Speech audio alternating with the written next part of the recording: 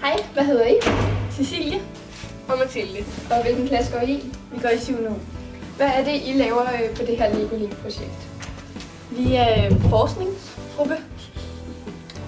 Og vi skal sjovt nok forske i ting.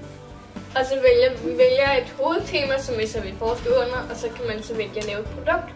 Og de fleste vælger så at lave en hjemmeside. Eller det er der mange, der gør.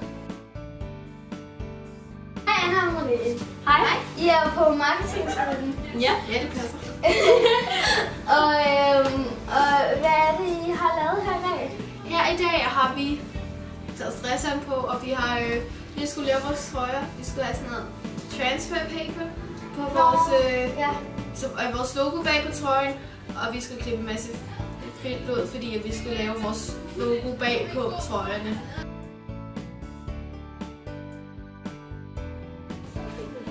Det kan godt være, at jeg laver lidt fejl. Det er godt. Er I klar? Ja. Jo. Det er Legoland, det hele gælder om. Er I klar? Ja. Må jeg sige ja? Ja. Go! Vi er Robux, og vi kører Robux. I tror måske, vi er